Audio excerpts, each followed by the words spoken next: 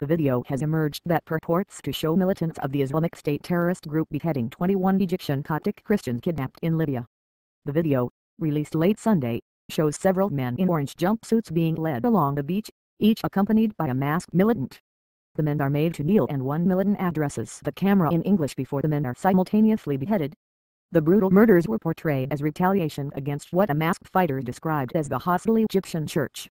Coptic Christians make up about 10% of the Egyptian population and suffer widespread discrimination and persecution.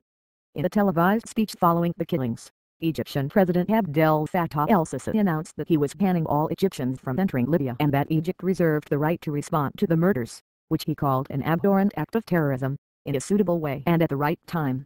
Before his address to the nation, Sissi called an emergency meeting with the National Defense Council, the country's top security body, to discuss a possible response.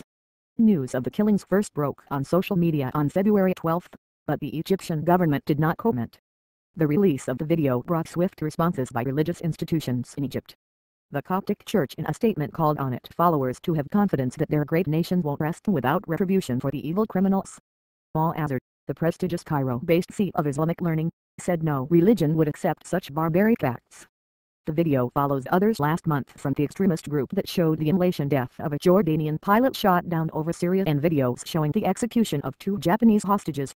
Since 2014, the number of persons from countries around the world have been beheaded by the Islamic State. Some of the beheadings have apparently been conducted by an individual who appears in several videos speaking English with a British accent. He is known by the pseudonym Jihadi John. The group has beheaded 3 Americans, journalists James Foley and Stephen Sloth, and a worker Peter Kazai. They have also killed Britain's David Haines, the former Royal Air Force engineer, Alan Heading, the taxi driver from Northwest England, and British photojournalist John Cantley.